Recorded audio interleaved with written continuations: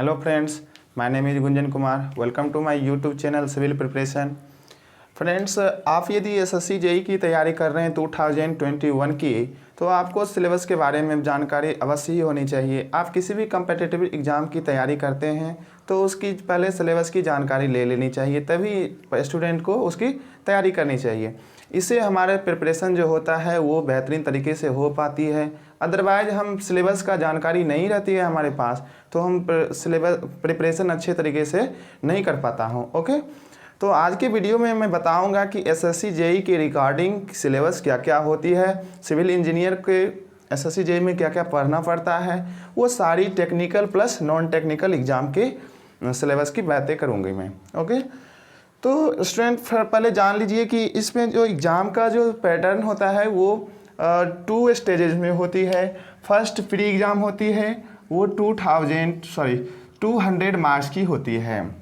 First exam 200 marks की होती है, जबकि सेकेंड एग्ज़ाम जो होती है वो 300 मार्क्स की कन्वेंशनल क्वेश्चन आते हैं। ओके गाइज, तो पहले हमें 200 मार्क्स की प्रिपरेशन करनी होती है, जो कि प्री एग्ज़ाम के लिए हमें लाभदायक होती है।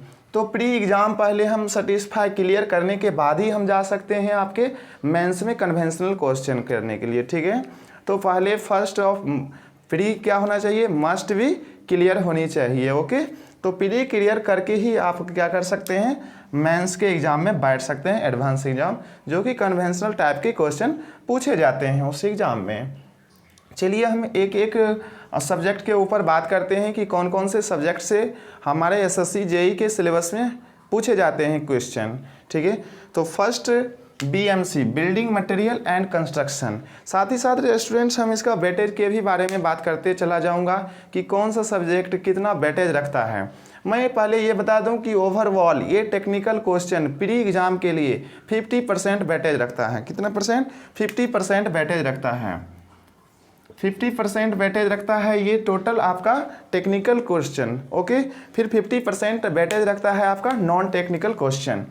50% वेटेज रखता है non technical. Okay, non technical में आगे बताऊंगा कि कौन कौन से सब्जेक्ट पढ़ना है, कौन कौन सब्जेक्ट नहीं पढ़ना है। ठीक है, पहले हम देखते हैं BMC, building material and construction, जो कि एक इम्पोर्टेंट सब्जेक्ट है और इसे बहुत सारा क्वेश्चन एग्जाम में पूछा जाता है। इसका वेटेज हमें कभी भी घटता बढ़ता नहीं है। इसका वेटेज लगभग जो है वो 12-15 मार्क्स का क्वेश्चन आपके एग्ज़ाम में देखने को मिलता है। हालांकि आज अभी जो रिसेंट में एग्ज़ाम ले रही है एसएससी जेई, वो इसमें वेटेज की बात करना उचित नहीं होता है, क्योंकि कोई भी सब्जेक्ट का जो वेटेज पहले से फिक्स चलता आ रहा था वो अब धीरे धीरे क्या हो जा रहा है, चेंज हो जा रहा है। कभी कभी तो ऐसा होता है कि किसी भी सब्जेक्ट से पूछा भी नहीं जाता है, तो ऐसी केसेस में आपको तैयारी करने में परेशानियां बढ़ सकती है। इसलिए आप किसी भी सब्जेक्ट को स्किप नहीं करेंगे, ऑल सब्जेक्ट की तैयारी फुल्ली तरीके से रखेंगे और फुल्ली तरीके से तैयारी करने के बाद ही एग्ज़ाम देंगे, तभी हमारा प्री क्या होगा,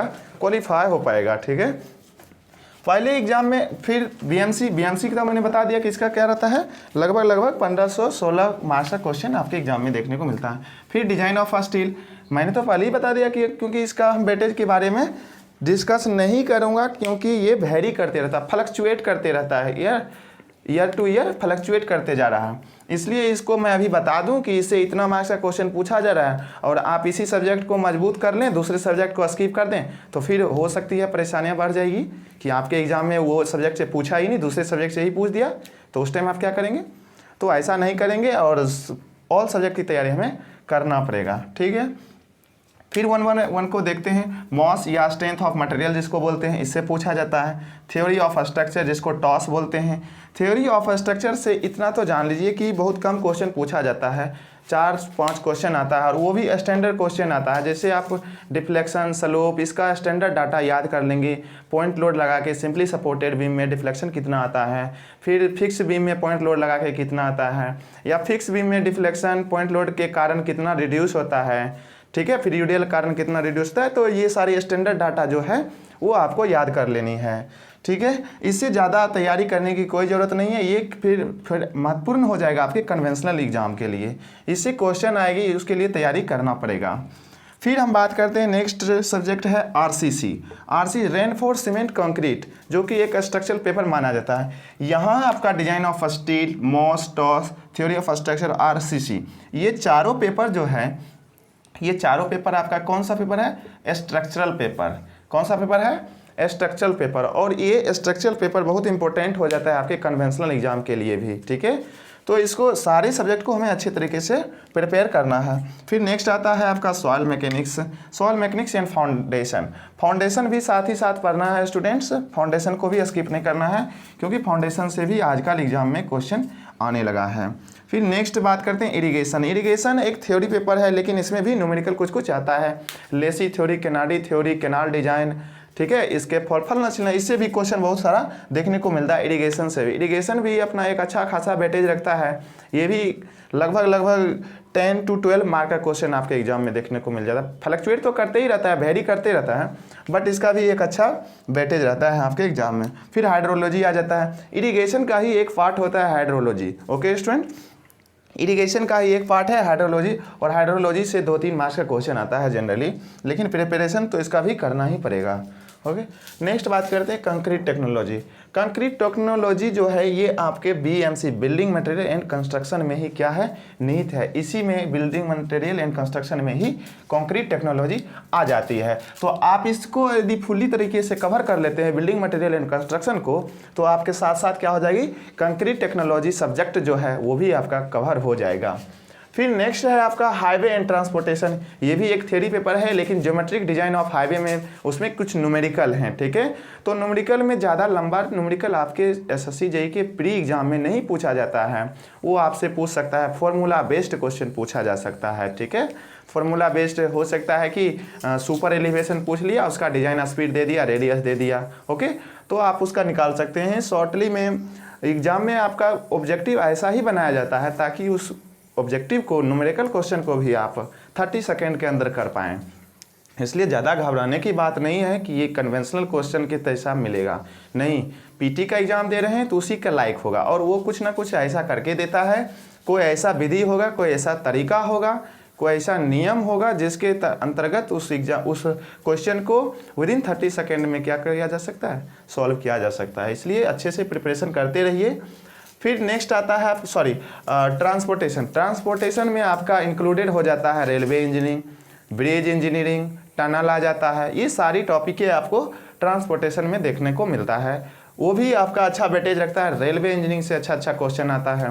फिर आपका टनल और ब्रिज उतना इंपॉर्टेंट नहीं है जितना कि रेलवे इंजीनियरिंग है, इसलिए आप फोकस करें कि रेलवे इंजीनियरिंग को ज़्यादा बेटर से पढ़ लें।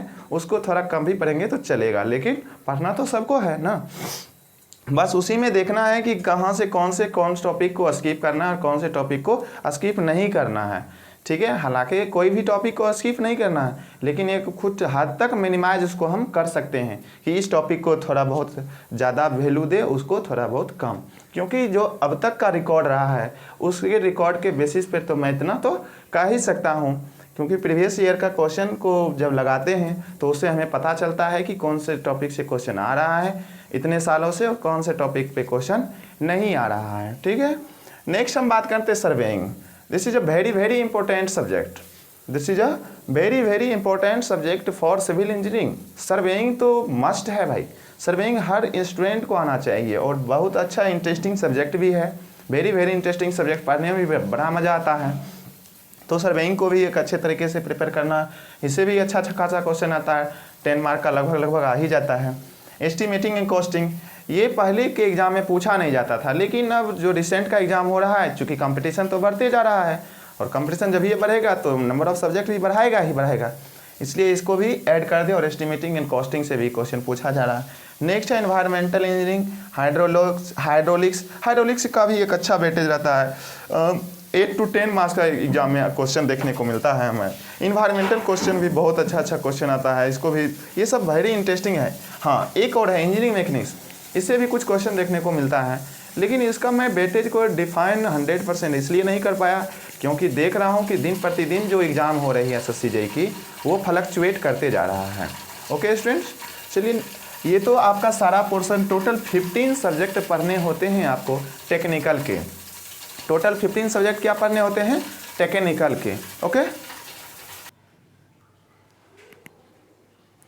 ठीक है स्टूडेंट।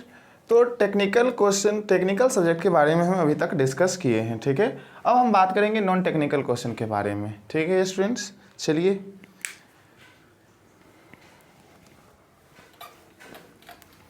नॉन टेक्निकल क्वेश्चन भी आपके एग्जाम में 50% का वेटेज रखता है।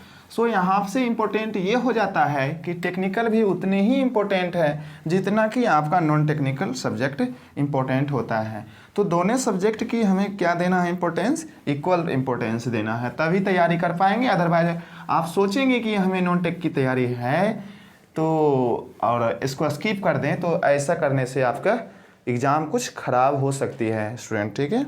चलिए हम बात करते हैं non technical subject. Non technical में हमें पढ़ना होता है फर्स्ट आपको जनरल साइंस,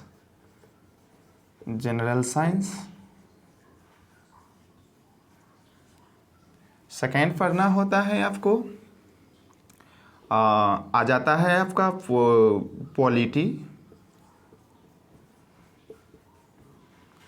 थर्ड वन ही आ जाता है आपका हिस्ट्री, एंड फोर्थ वन ही आ जाता है आपका इकोनॉमिक्स, एंड फिफ्थ वन ही आ जाता है आप लोगों का जियोग्राफी। वेरी वेरी इंपॉर्टेंट ये भी है। सॉरी, एक और तो मेन तो छोड़ी थे, रीजनिंग भी आता है, रीजनिंग। अब इस सब में भी हम बात करते हैं कि कौन सब्जेक्ट का कितना वेटेज रहता है। स्टूडेंट टेक्निकल में तो फ्लक्चुएशन बहुत ज़्यादा आते रहता है, लेकिन नॉन टेक की में फ्लक्चुएशन बहुत कम आती है, क्योंकि इसे हम पता करते हैं रीजनिंग का वेटेज जो रहता है ओवर 200 मार्क्स का 25% वेटेज रखता है। ये 200 मार्क्स का 25% वेटेज क्या रखता है, रीजनिंग रखता है। आपके एसएससी जेईई के एग्ज़ाम में टोटल 50 मार्क्स के रीजनिंग पूछे जाते हैं, 50 मार्क्स के रीजनिंग ही पूछे जाते हैं। तो वेरी वेरी इंपॉर्टेंट नहीं हो गया स्टूडेंट, इसको हमें अच्छे तरीके से प्रिपेयर करना चाहिए, बहुत अच्छे तरीके से। किस टॉपिक के स्किप करूं और किस टॉपिक के स्किप नहीं करूं, तो हमें अभी समझ में आ जाएगा किसको स्किप करना है। General science, polity, history, economics, geography, ये टोटल 5 सब्जेक्ट ऐड करके हमें 50 मार्क्स के क्वेश्चन पूछे जाते हैं, सॉरी एक तो और आ जाता है जनरल, जो है आपका रिसेंट में चल रहा है अभी, जिसको बोलते हो आप जनरल अवेयरनेस, वो नई जानकारियाँ जो आती रहता है मार्केट में, उससे भी पूछा जाता है एग्जाम में क्वेश्चन, ठीक है। करंट अफेयर जिसको आप बोलते हो, करंट अफेयर, तो ये भी इम्पोर्टेंट है। लेकिन इस टॉपिक को कवर करने में जितना टाइम आपको रीजनिंग में लग सकता है, कहीं उससे 2-4 टाइम्स आपको ये सारी टॉपिकें कवर करने में लग सकता है। तो पहले आपको वरीयता देनी होगी, इंपॉर्टेंस देनी होगी कि रीजनिंग को कवर कर ले। मैं आपको कुछ सजेस्ट करना चाह रहा हूँ। ऐसे तो मैंने बता दिया कि इसका वेटेज इतना है और इसको मिला के 50 मार्क्स का क्वेश्चन है, तो आपको सब समझ में आ ही जाना चाहिए था। लेकिन यहाँ पर मैं कुछ सजेस्ट कर रहा हूँ कि पहले आप रीजनिंग को पढ़ें, रीजनिंग पढ़ने के बाद आप जनरल साइंस को पढ़ें, क्योंकि जनरल साइंस भी अच्छे तरीके से पढ़ लेते हैं तो जनरल साइंस से आपके क्वेश्चन बिल्कुल आसान क्वेश्चन आते हैं। जनरल साइंस से क्वेश्चन आपको नहीं छूटेंगे और नहीं कभी छूटता भी नहीं है स्टूडेंट को क्वेश्चन छूटता है किस में, तो छूटता है ज्योग्राफी में, इकोनॉमिक्स, हिस्ट्री, पॉलिटी में।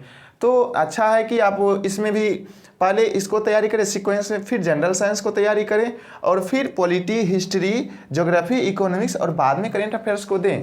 करेंट अफेयर्स 1 साल का लगभग 1 ईयर का पूछा जाता है आपके एग्जाम में, तो 1 ईयर का करेंट अफेयर आप खरीद लें मार्केट से और लास्ट में उसको 2 मंथ में या 1 मंथ में उसको देख लें।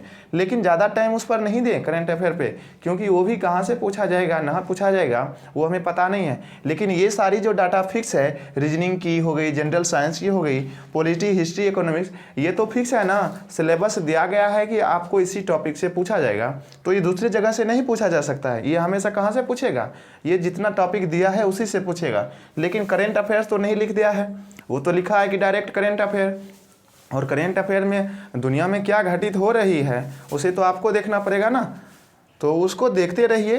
तभी आपकी तैयारी अच्छे तरीके से हो पाएगी। अब ओवरऑल की सब्जेक्ट की हम वेटेज की बात करूं तो कौन सब्जेक्ट से कितने मार्क्स का पूछा जाता है, टेक्निकल और नॉन टेक्निकल से, तो एक बार रिव्यू कर लीजिए शॉर्ट में। आप सभी को ये सब इसी चैनल पर, और ध्यान रखेंगे स्टूडेंट, ये सारे जितने भी सब्जेक्ट मैं बता रहा हूँ टेक्निकल एंड नॉन टेक्निकल, ये सारे सब्जेक्ट की तैयारी आपके इसी चैनल के माध्यम से मिलते रहेगी। आप लोग बने रहिएगा शुरू से एंड तक। और अगर अच्छी तरीके से प्रिपरेशन करनी है तो सिविल प्रिपरेशन पे आपको ऑल कंटेंट अवेलेबल रहेगा, टेक्निकल प्लस नॉन टेक्निकल, और एक सीक्वेंस में आपको सभी सब्जेक्ट की प्लेलिस्ट मिल जाएगी। वहाँ से आप अच्छे तरीके से तैयारी कर सकते हैं। ये चैनल बनाया गया है इसी एसएससी जेई के व्यू से ही, एसएससी जेई और डिप्लोमा सेमेस्टर के लिए। चलिए बात कर लेते हैं। 200 मार्क्स है, इसको डिवाइड करते हैं 100 टेक, 100 टेक, फिर 100 non tech, 100 tech, 100 non tech. Okay students, इसमें तो कई सारे सब्जेक्ट आते हैं, वो भी मैंने बता दिया है।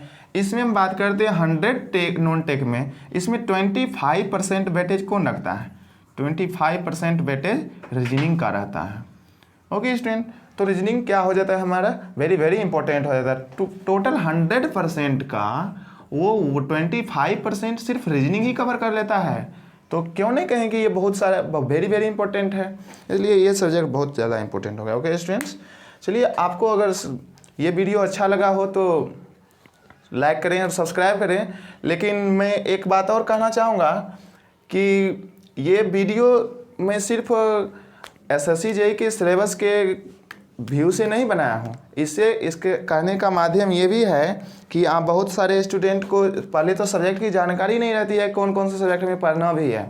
ठीक है स्टूडेंट्स, तो ये तो जानकारी आप लोग को मिल ही गई होगी कि कौन से सब्जेक्ट पढ़ना है। साथ ही साथ आपको ये भी पता चल गया होगा कि कौन सा सब्जेक्ट से कितने मार्क्स के एग्जाम में क्वेश्चन आता है। ठीक है, तो आज के बाद आप इसी सीक्वेंस में तैयारी करेंगे।